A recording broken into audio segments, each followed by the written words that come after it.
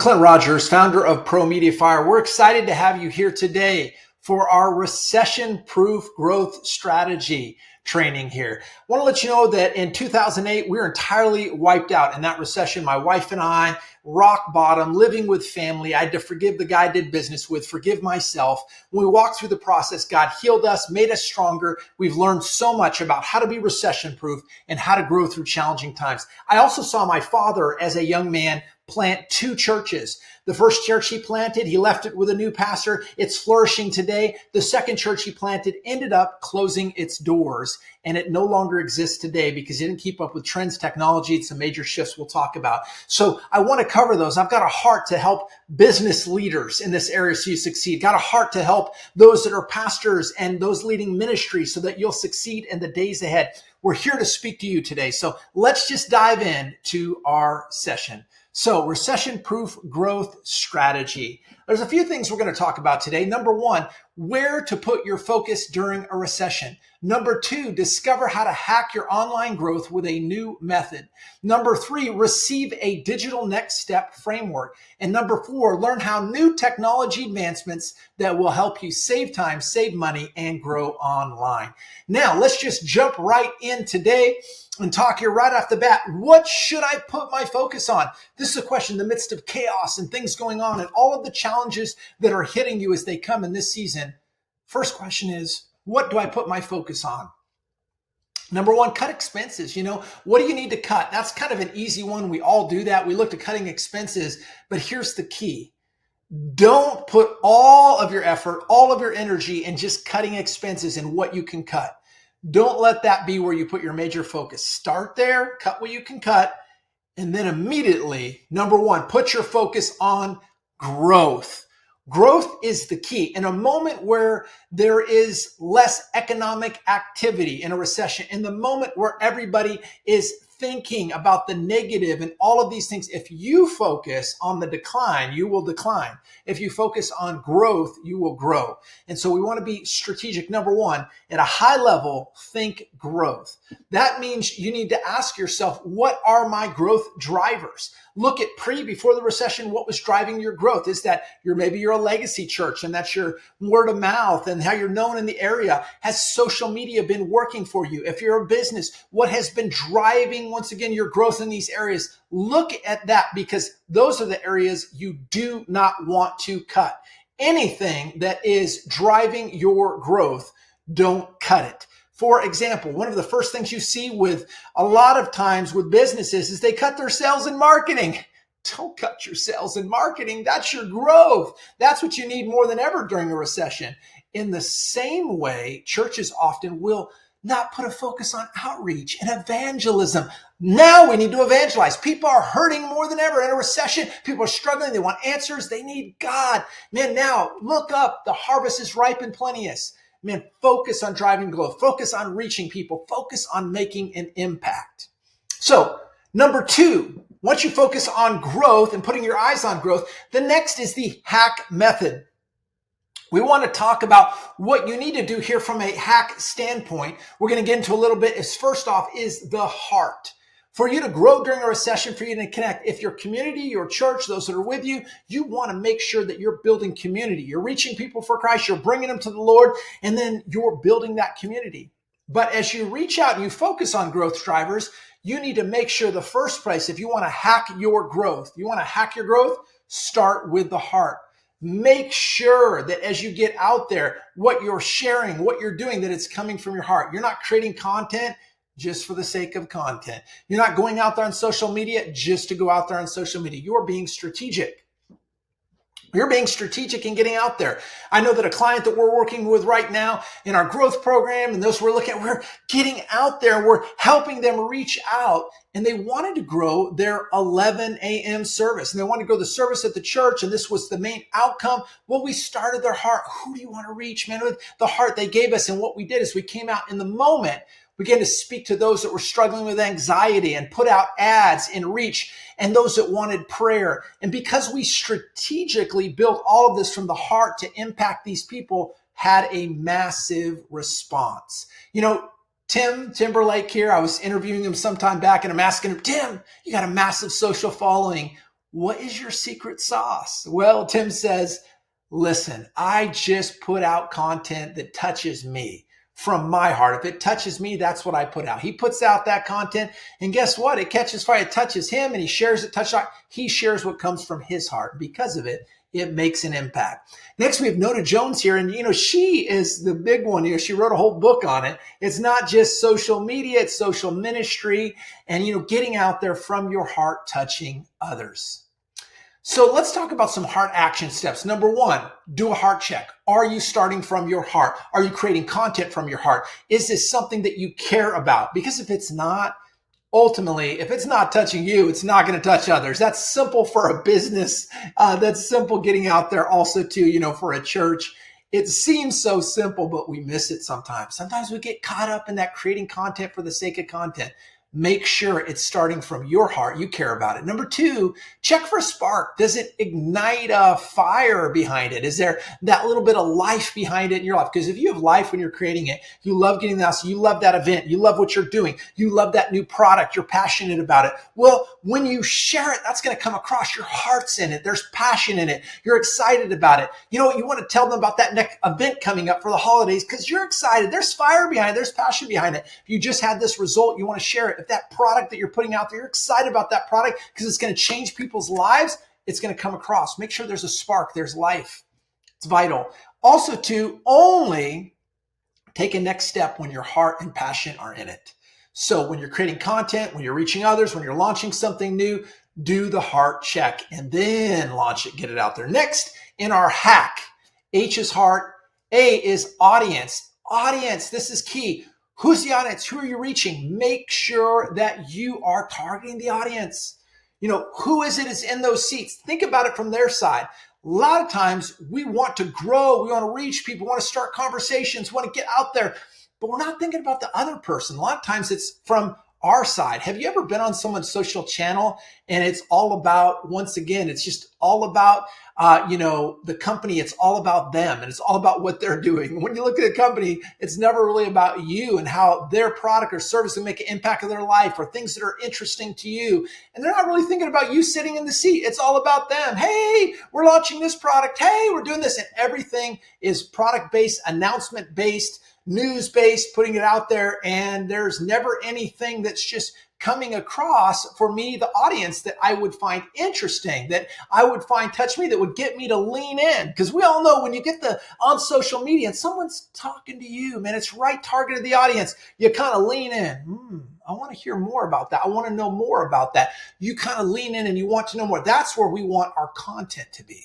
We want our content to have value for them and we want to make them lean in. So make sure that you're intentional. That means that if you're going after couples, because this is something that we saw with, a church that had come to us, a client, finding out about them, and we're dialing in their brand and we're looking at who they are. And as we dial in who they are, I say, wait a second, you guys are amazing. You've got this huge couples ministry and your marriage was saved and now you're touching all these marriages, but you didn't see any of it. It wasn't on their social. It wasn't on the website. It wasn't anywhere to be found. Their heart wasn't coming across. They were creating all this content for the church, but who they were was not coming across.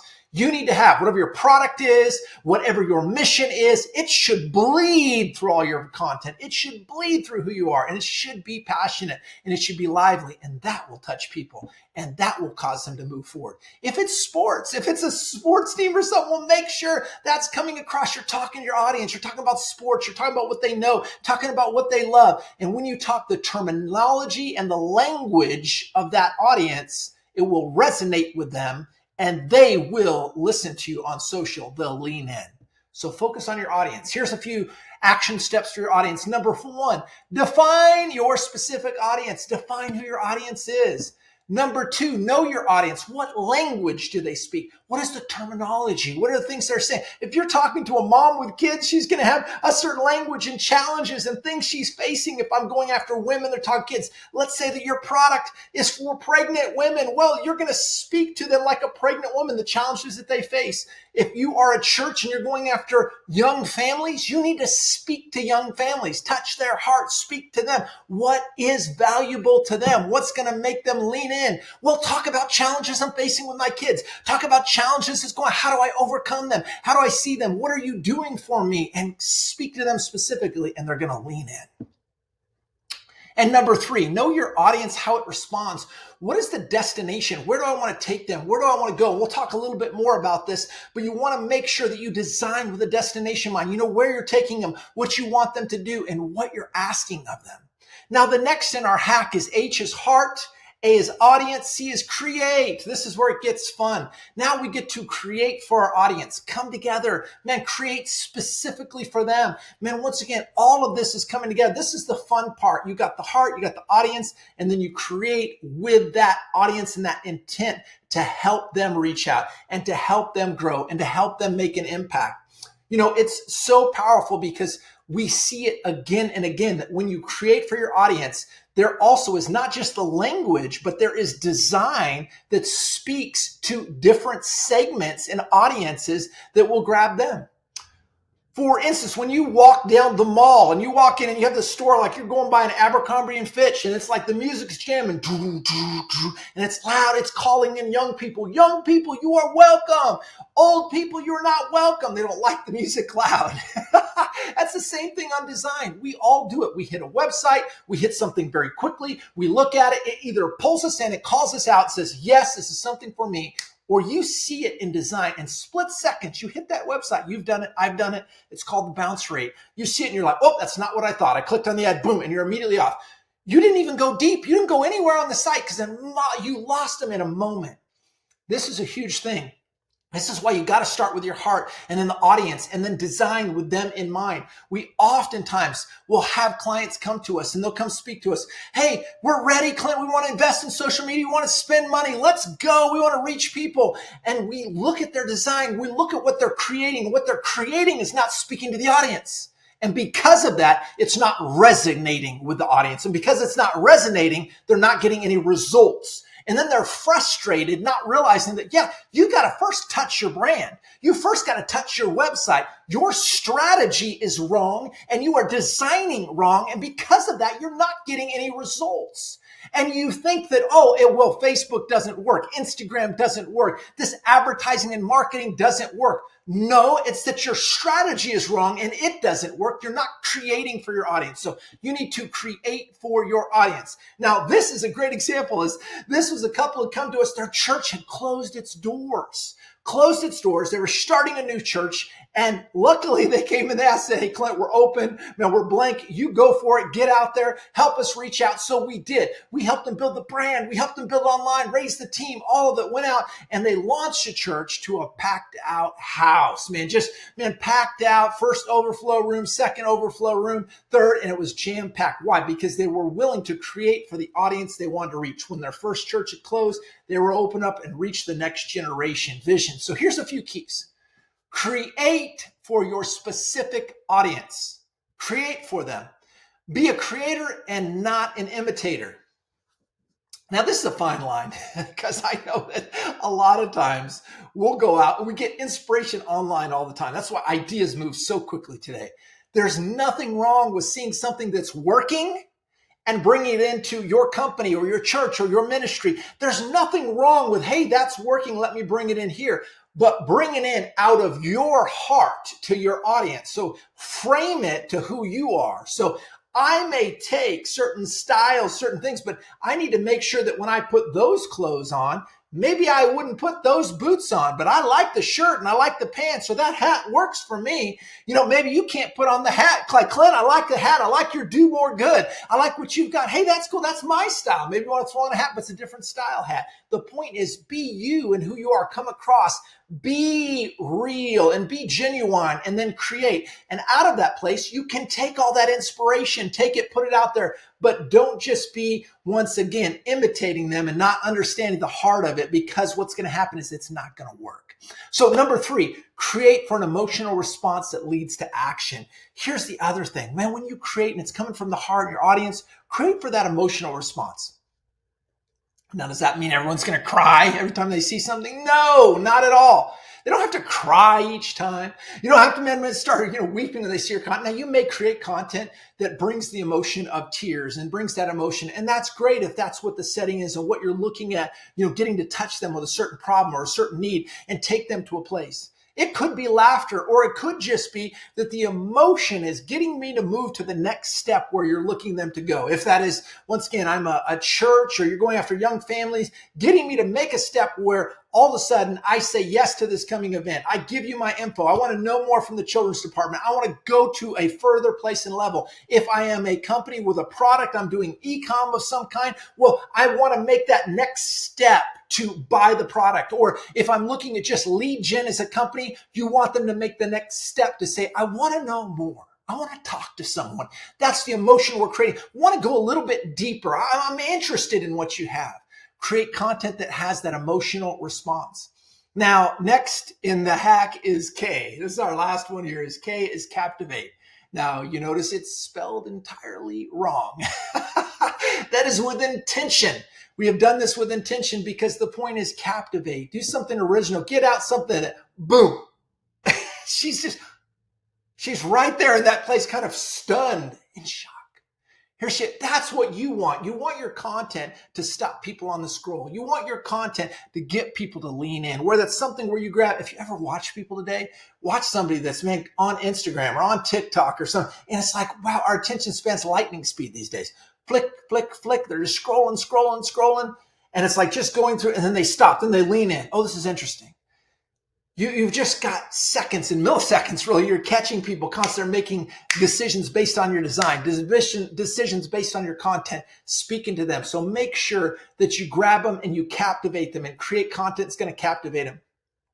Here's Pastor Peter. I know at the Valley, we're honored to help them go from 600 to over 1,200 to double the church. And they'd come in and he's like, Clint, man, need your help. And so what do? We're coming in, man. We're touching the brand. We're touching the website. We're touching the design. We're touching all these aspects. And he said, Clint, it was your media. Now, of course, their team was fulfilling, making it happen, crushing it, boots on the ground. But we were bringing in, reaching those people with the design, calling them in, calling them to show up in the services, show up online. And we're able to help them grow and flourish and just take off. Man, what an honor. We love doing that because we're captivating them online. So here's a few steps. Number one, grab attention. Stop the scroll. Captivate them. Number two, share your message. Once you stop them, then share with them. Get that message, get that point across, man, impact them. And then number three, have a next step towards your destination.